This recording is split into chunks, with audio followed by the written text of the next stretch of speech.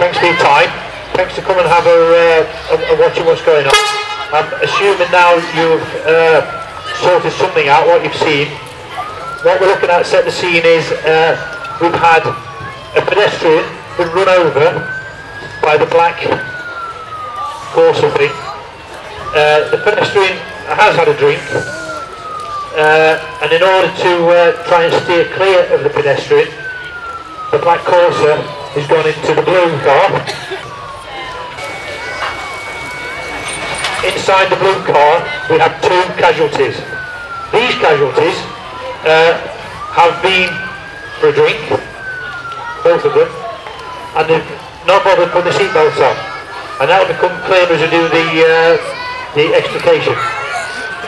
The black car, the driver in the black car, has just come out for a loaf of bread and has been wearing his seatbelt.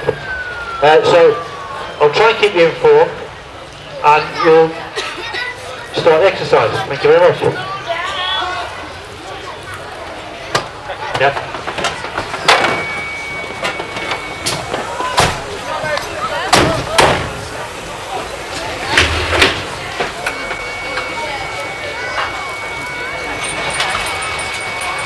As you can see, what would happen is on arrival, if the fire service was in arrival first, everyone has their own job.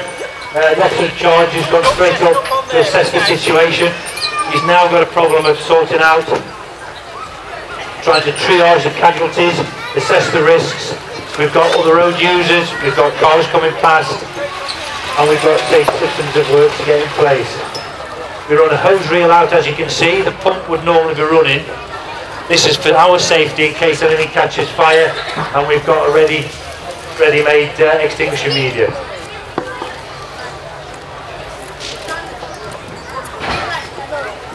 Along with the first fire engine that to arrive, we would have the rescue tender, as you can see, parked up near Lloyd's Bank. This is a specialist rescue tender. The officer in charge would liaise with the officer in charge of the fire engine, and a plan will be formulated. The basics we do by rote, that's done just by drilling on a regular basis. We all know we need to make cars stable. People inside cars have neck injuries, so we don't want to be climbing in cars and then moving around on their respective suspensions, moving people's necks and aggravating injuries. So as you can see, the blocks are in. That's to take things off the suspension to allow us to make access into the vehicles and assess the scene further with the casualties.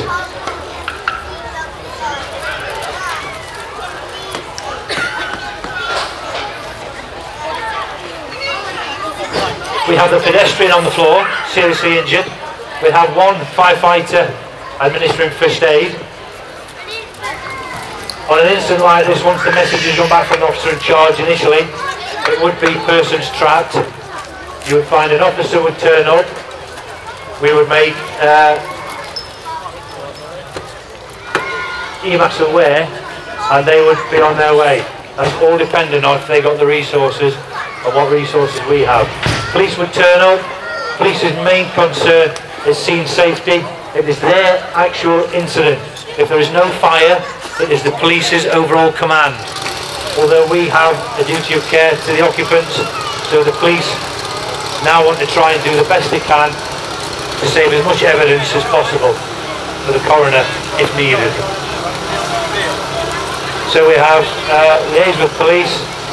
They will have detailed knowledge, possibly of the drivers, possibly they will have intelligence that we don't know about.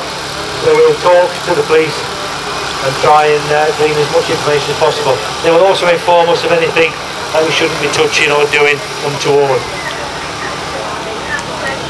Basically that's for evidence-led investigations. As you can see now, they've triaged the casualties. The 2 casualties in the blue Peugeot, not wearing seatbelts, they've got serious injuries. You can see the crack in the windscreen, the sort of things we look for. It's called the mechanisms of injury. They've collided with the black Corsa. The black Corsa's had his seatbelt on, so he's been restrained. the Peugeot occupants, no seatbelts on. They've had a drink, so their reactions have been impaired. They've gone forward at 30 plus miles an hour, and basically their heads come in contact with the windscreen. So we look for dents in the windscreen. You actually get hair and blood on the windscreen. And this is the sort of thing the paramedics would be looking for. We're looking for head injuries. So when you realise these people have just slapped the nut on the windscreen, that's why they're a little bit coming in and out of consciousness. Also, the driver's got to contend with the steering wheel. The steering wheel, if you go forward at 30 miles an hour, will brake at the same time as it brakes all your ribs. And as your ribs are broken, you have internal injuries. And these are the sort of mechanisms of injuries just by looking at the car that the paramedics and themselves as trained first responders look for. We can then have an idea, a rough idea, of what sort of injuries these people are suffering from. So it's chest trauma, head trauma. So we've prioritised the serious injured. We're still working on the pedestrian. And the police are trying to glean as much information as possible.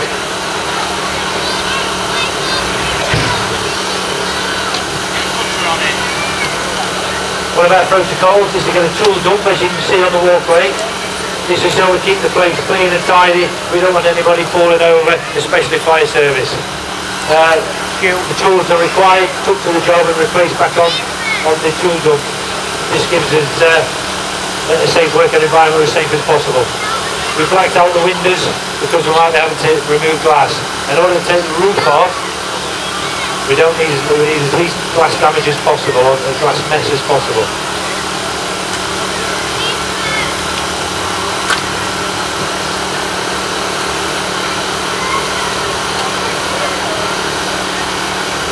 As you can see now, the crews are making an entry from the rear.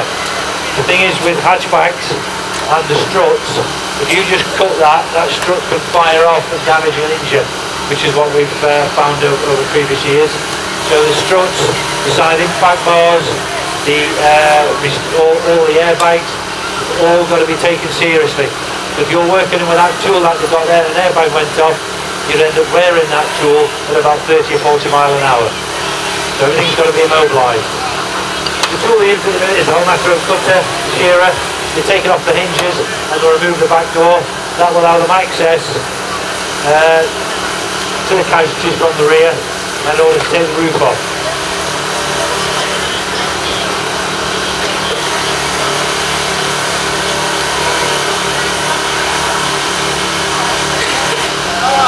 We now have the truck pedestrian not really understanding where he is, and we take it into a place of safety where we can be looked after more professionally and out of the scene of operations.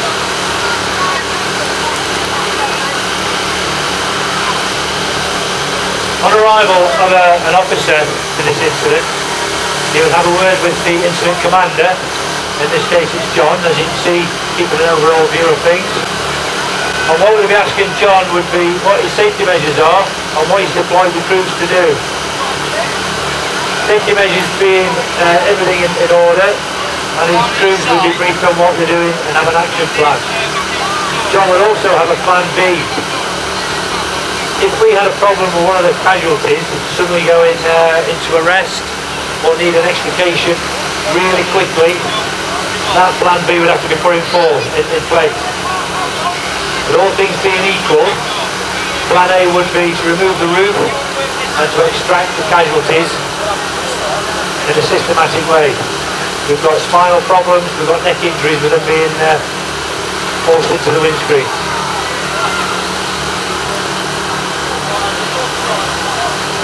The main concept of cutting the car is to cut the car clear from the casualty and not the casualty from the car.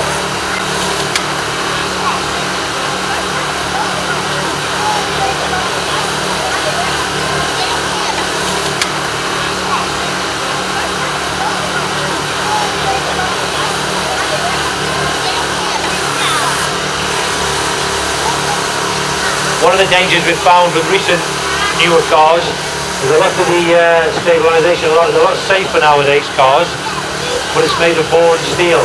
You have internal cages, internal runs of boron steel, and even the cutters that we use won't tackle boron steel. And we don't want to be cutting into the airbags and the airbag trigger mechanism. We cut a pillar and it's got a trigger mechanism to force the airbag into deploying, which would leave us in a dangerous situation.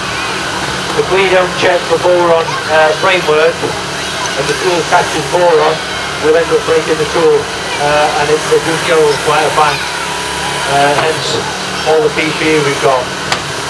Glasses, dust masks, don't put them anywhere near glass, and gloves and hand protection.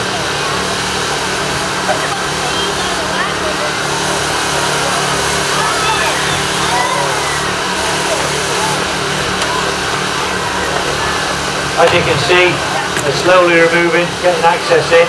We've got first aiders into the people. We need to be talking to the casualties at all times and reassuring them. Because I can let you know, if you're in there and it's your car and you've got all this working around you, it really is frightening. We need to be explained to and all the bangs and the cracks and what we're doing. It's extremely frightening. That, as well as being in shock through your injuries and through what's just happened.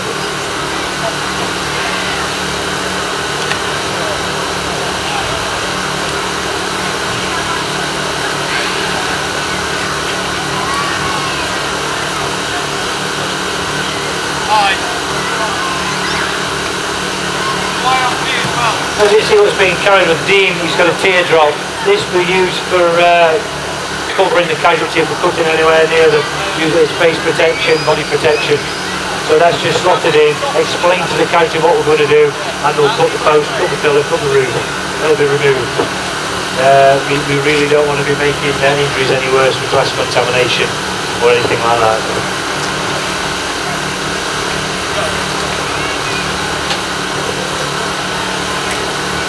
Anyone that's been involved in an RTC and an airbag's gone off will appreciate it can be deaf for quite a time after. It really is, because after such a bang.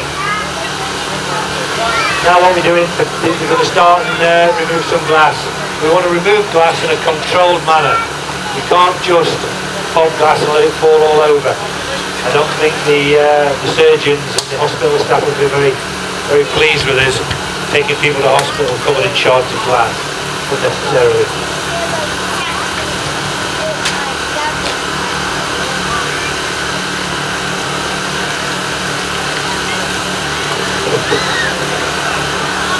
So we have an officer in charge, John. We've got a team leader in there who'll do the shouts. We've got a person looking after the casualties, talking to them, explaining what's going on. It's all about communication. It's all about telling people what we're doing, and it's all about practice we've done over previous years. This is actually what we would class as a bread and butter job to us. All vehicles on the wheels. We've got nobody on the side. We've got nothing trapped in. Nothing up the side of lampposts. We get all sorts.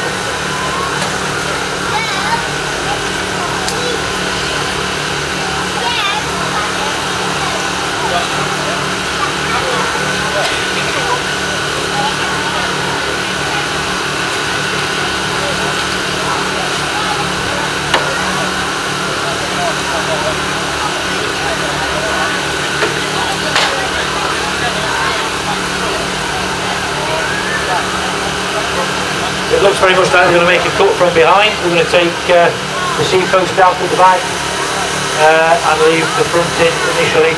We've boxed it up ready for glass management, but they'll go from the rear first and probably peel, but I don't know. It looks like they could be peeling the roof over the front.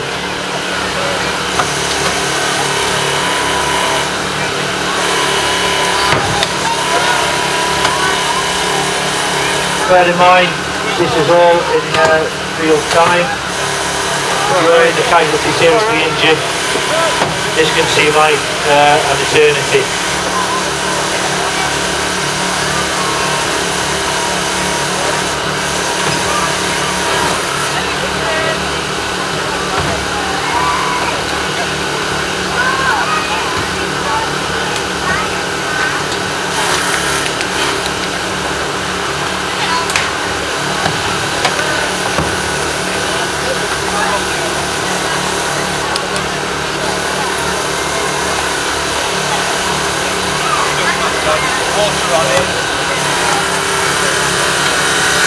whole idea of extricating people from a car is simultaneous working. While the majority of the guys are at the back doing the cutting and the supporting, you see Dean walking around with the wall saw. He's thinking what's coming next, and some things can be prepared, ready for getting this roof off. So it's all about teamwork, explaining what's going to happen next, and communicating that to everybody, and more importantly, to the casualties in the car.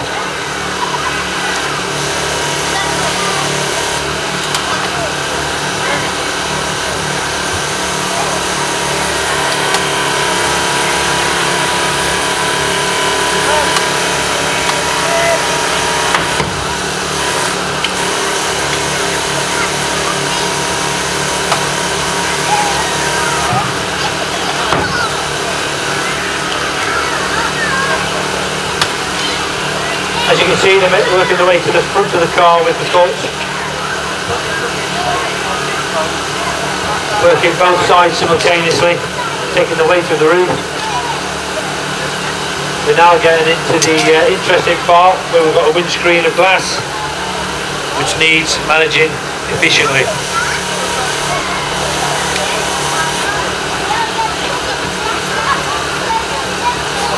As you can see, they've took 2 bottles of water up there.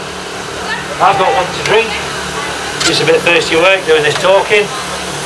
Whereas the crews are using that. You'll have seen Dean walking around with the DeWalt saw, which is a electronically operated saw. And what they could do with that, what they'll do is, when they get the glass, to keep the glass dust down from breathing, they'll soak the windscreen in water.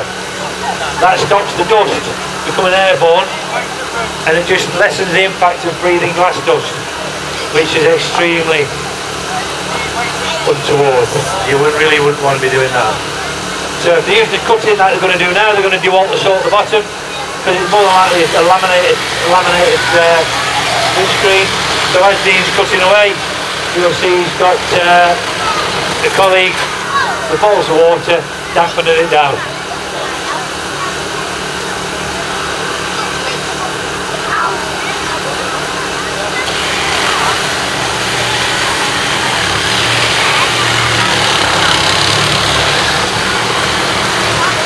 During this whole process, various messages from the fire service will have gone back to our control, keeping people informed. If we've got other resources travelling towards us, we would have been informing them. Certain set messages that we put back, which would inform them of what we're doing. It's basically, we would be extrication in progress and the tools we're using. So people coming to the incident and senior officers can gather a picture of just what's happening at the scene. I know it looks a little bit like the 2 casualties there on the board, but there you go, that's kept the glass off them, and the surgeons at the hospital will be extremely pleased for them. Now we have the difficult task of getting the people out of the car. You've got to bear in mind that these people have had a real trauma hitting the windscreen, so we can suspect neck injuries, back injuries, lower back injuries. And the one thing we don't want to be doing is making these injuries worse. So stabilising the neck and the back is our priority. So through the mechanism of injury, we can rightly assume that these people really do need an X-ray just to find the bottom of what's going on with the neck and the spine.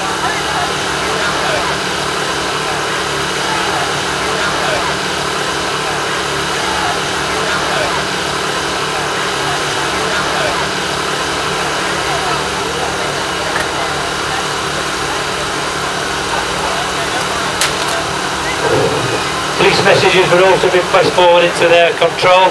They would have number plate recognition, they would be asking for owners, they would be checking all legality of the vehicles, exactly where people live, because if you think about it, the police have the dubious task. If we did have a fatality, somebody needs informing.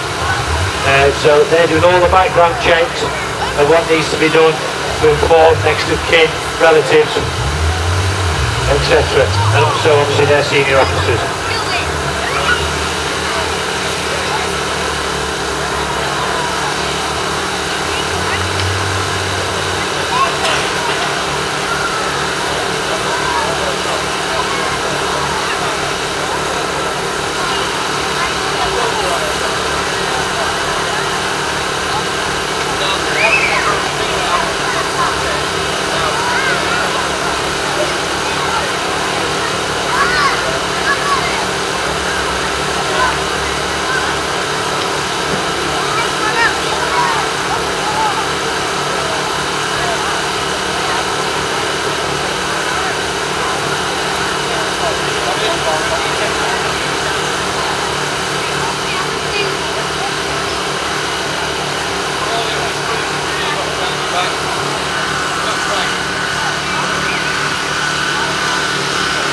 this point, the emphasis is on the casualty.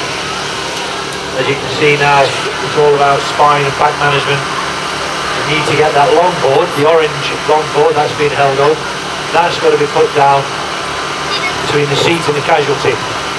That will be immobilisation.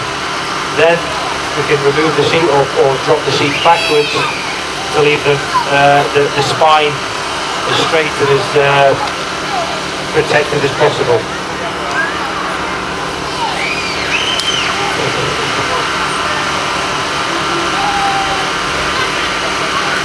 At this point, we more than likely have the assistance of EMAS, so it really would be a free emergency service incident, which is exactly what we do. But in the absence of EMAS, we work closely with them and know what their protocols are.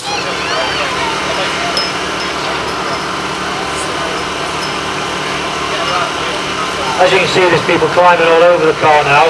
Without those blocks in initially that we put in, that car would be wobbling about, shaking. We actually took weight off it as well. So within the weight off the car, the car might have lifted on the springs. So you just see John go around checking that the blocks are in. Standing all over that car, it would be rocking all over, and that's not what you want if you've got a serious neck injury. We've now got the casualty, the teamwork lifted onto the spine board, the long board. Legs kept up.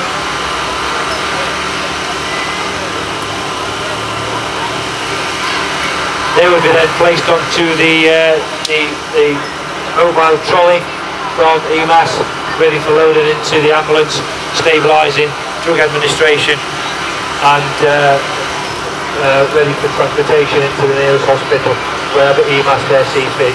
Depending on injuries, it's not always the nearest one. It depends on the specialist hospital that they decide. What exacerbates the condition as well is the intake of alcohol. So now the anaesthetists and the doctors have to take that into account at hospital.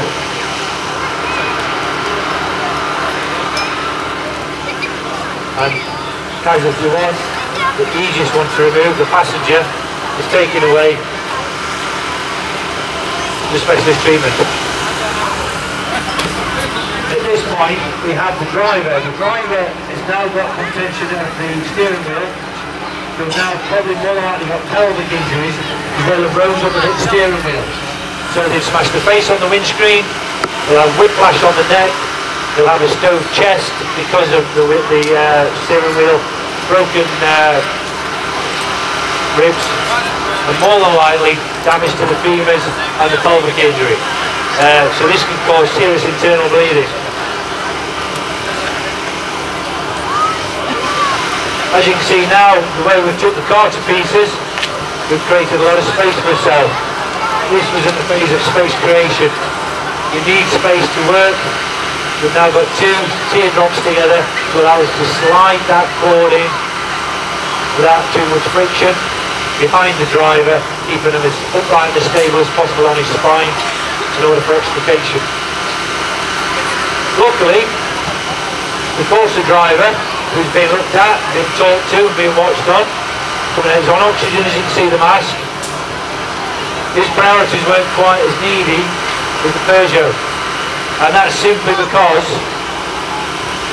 he was wearing a seatbelt at the time and was able to react a lot quicker to the unforeseen circumstances in front of him of a drunk pedestrian coming out.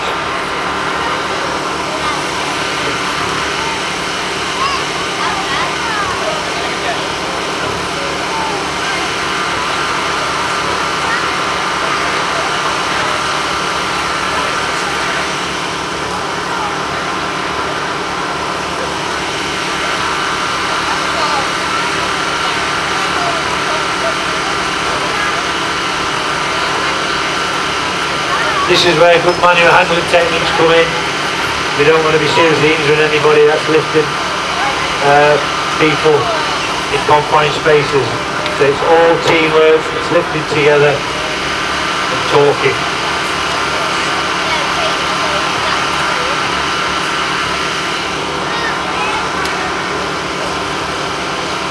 scenario is based on a true event of a 15-year-old pedestrian who'd been involved in illegal alcohol,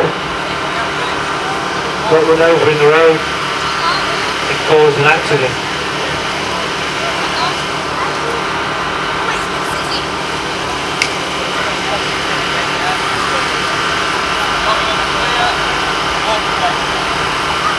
Casualty 2, driver, clear of the vehicle, plenty of people around him. We certainly don't want anybody falling off boards. They've been now stretched onto the ambulance, taken away for specialty care. That vehicle, although we still have a problem with it, it's still got fuel on board, it's still got hydraulic fuel on board, and it's got a battery. In the battery you've got massive amounts of power if the battery is shorted out, and it's also full of acid. So even just as it's sat there with no roof on as a cabriolet, it's still a danger to a lot of people. Without turning his attention to the driver of the Corsa, it's now weighing up the situation of how we remove the Corsa driver.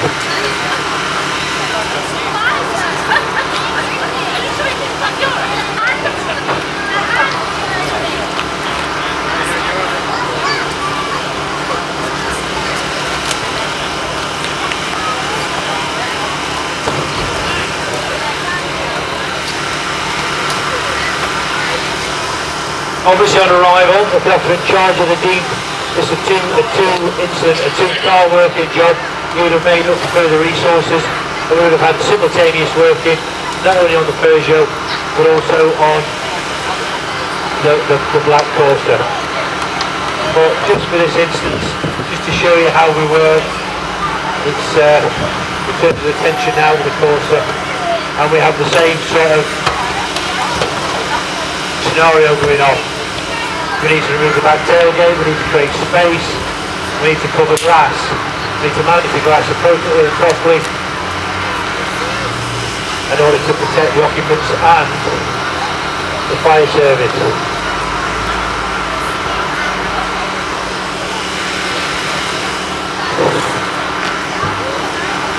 As I said earlier, as you can see, John's in charge. If I turned up the officer in a car, I would approach John. I could immediately see who was in charge of the incident. He's wearing the incident commander's coat. We would have a brief on what's happening, and if we needed any further resources on what we're doing. I would have asked John his plan B, as I said, to go up towards this. There's a lot of stress on the driver. If the driver had a cardiac arrest, we'll need to get that driver out quicker than a controlled extrication.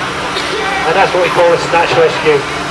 So plan B would be, everybody would brief on plan B, we can take the door off and bring the casualty out through the door. That would entail manual handling the casualty to a degree that we wouldn't normally do if we didn't need to. So the heart attack would overrun the neck, the back problems, so we'd have to get him out in order to work on him, cardiac arrest, which would be defib, etc.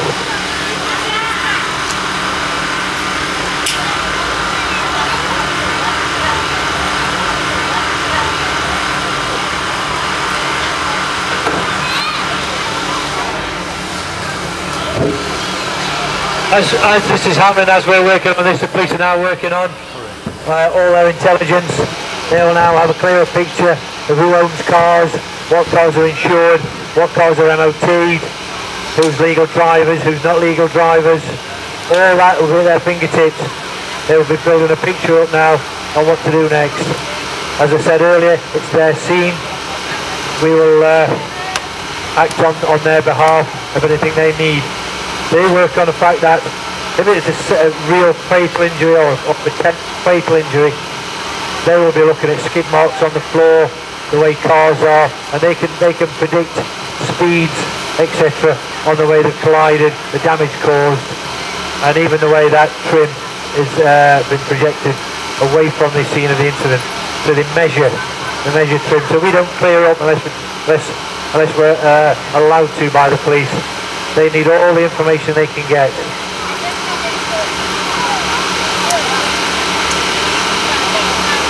So we've got the tailgate removed.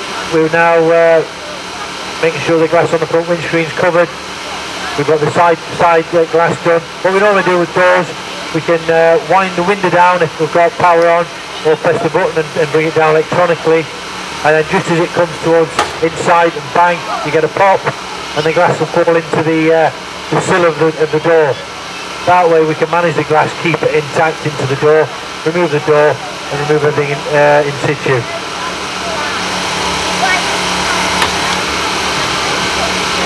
Hinges can be a problem.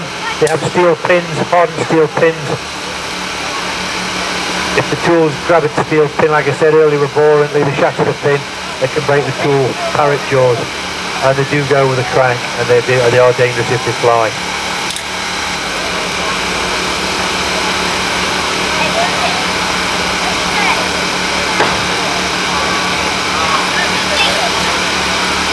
I'd just like to take this opportunity to thank all of you for coming, especially all those involved at McDonald's for helping us with this scenario, and all the Lloyd's Bank and all the staff around who have been well aware of what we're going to be doing this afternoon and well supporters of us, so I thank them for that.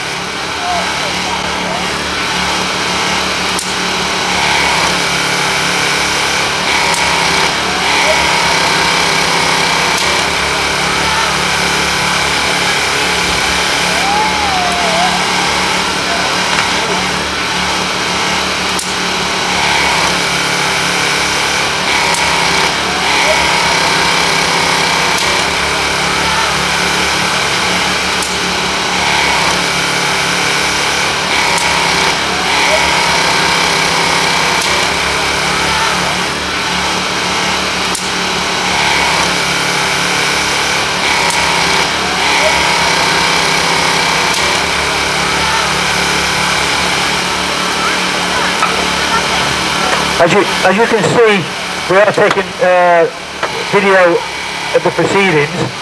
This in time, probably a week or two, is going to be put on the police website, the police information blog, as a like a YouTube event. So you're more than welcome to visit it any time. Have a look at the messages, have a look at the scenario we've got, and just ask yourself the question. Was this totally preventable? And I suggest yes, it is. It would be preventable.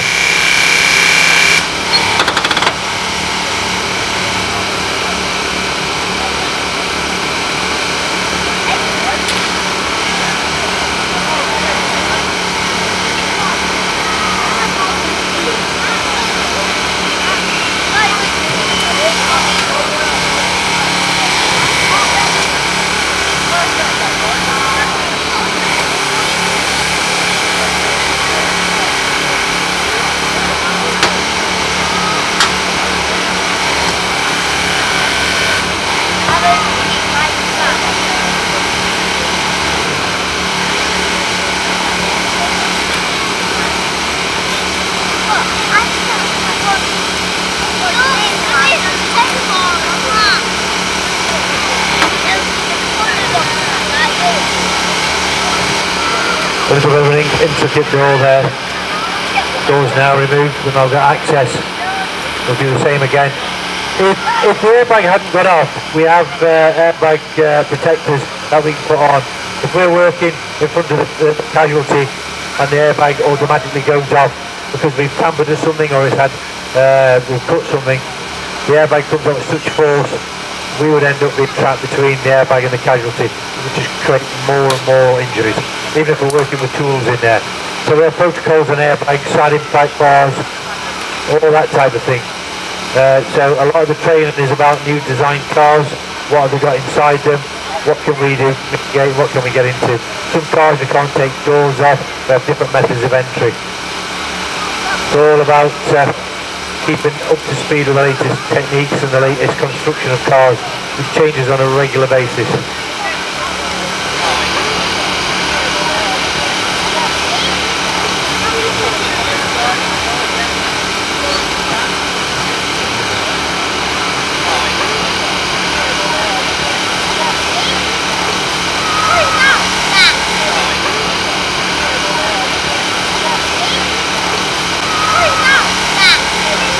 We've now got doors removed, space creation. We've got someone now talking to the casualty, reassuring the casualty and just making sure that they are aware of what's going on around them.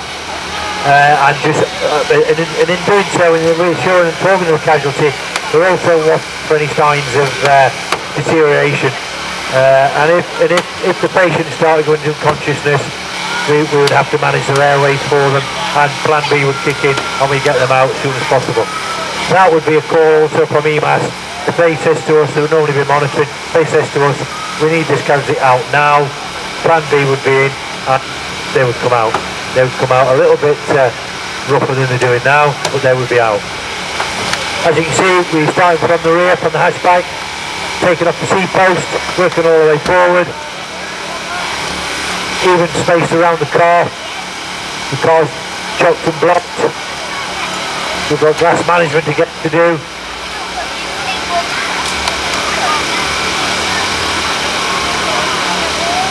Just now peeling and revealing around the back of that big post, just to make sure there's nothing untoward.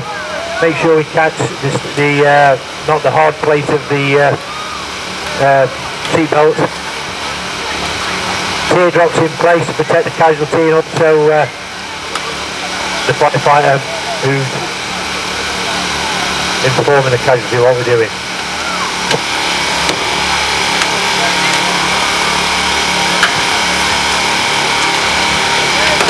As you can see on the Peugeot, as we cut, you can see where the stumps are that's been cut, and we put protectors over. That's just something that's come to the fore recently.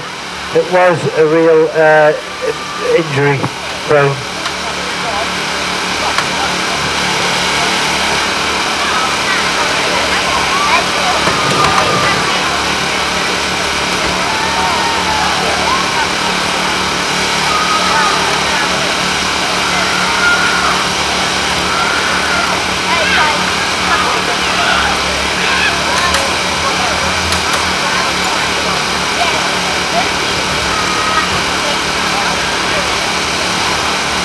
Now decided they're going to just crease the front of the, just above the windscreen, taking the trim off so they can know what's happening.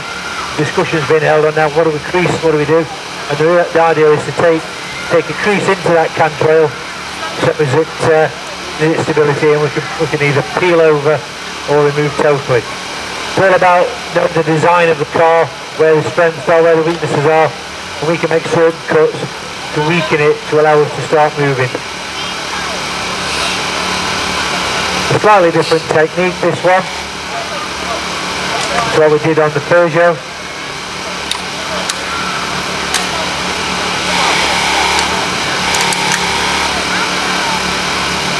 We're using lines at the back, so we're just going to tie a few knots off.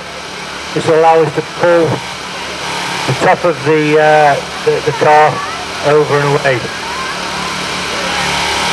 This is just if we had a problem with the windscreen, we didn't affect any glass, we could do this way. So we have different ways of doing whatever suits the situation at the time. Have a discussion, everybody has input, and then we'll the officer in charge, incident commander, will decide on what the best option is, and we'll go for that. What we've got here is a ceiling hook.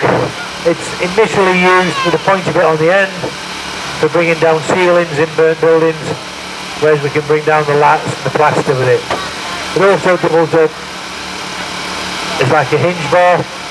We've made the cuts to weaken the roof, and we'll now peel the roof over and try and crease it above the windscreen, saving the glass. That's the theory anyway.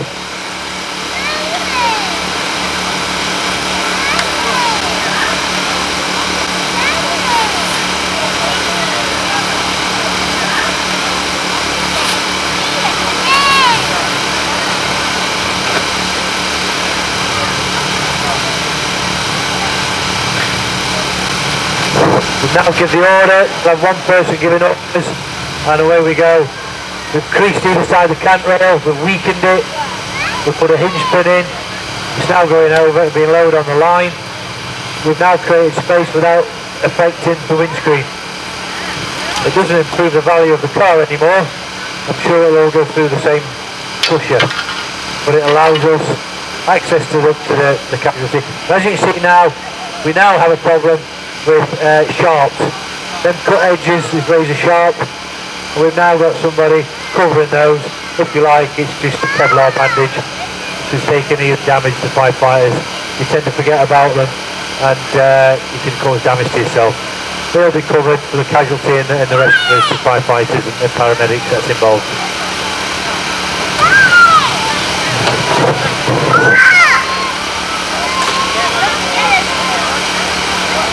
We're nearly there. We now need to extract the patient, the casualty rather. Although the casualty has had a seatbelt on and also an airbag, it's safe from a lot of trauma. But we still suspect back and neck injuries and can also suspect internal injuries. So we do observe the casualty on a regular basis. We are looking for signs of them dropping in and out of consciousness. But I would suspect, because of the safe systems that they've had in place with seatbelts and things, they wouldn't have these sort of injuries had these had seatbelts on.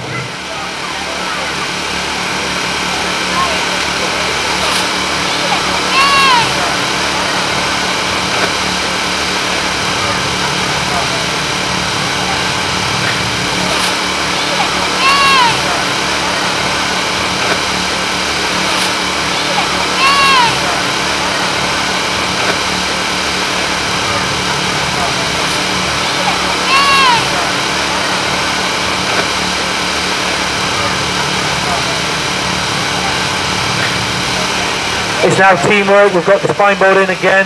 We can't take any chances with spine, neck injury, back injuries. But as we can see, my best guess, this casualty would be a lot quicker back to work, a lot quicker playing football, and a lot quicker back to his routine. Whereas the other two could easily have life-threatening injuries. Especially just for your own benefit. Seatbelts are there for a reason, and airbags work extremely well.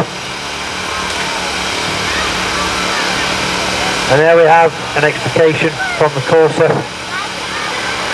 in a controlled manner. They packaged away into EMAS, taken to hospital. Who would be expecting another casualty?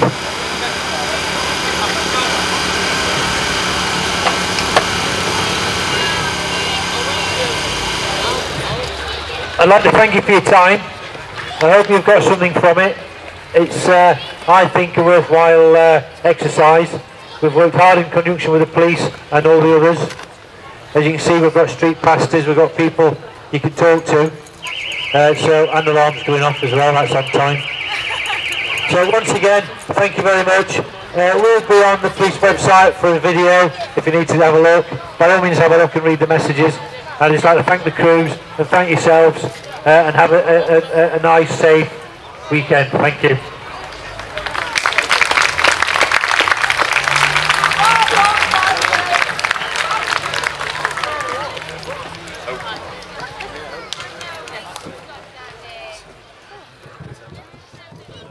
Thanks.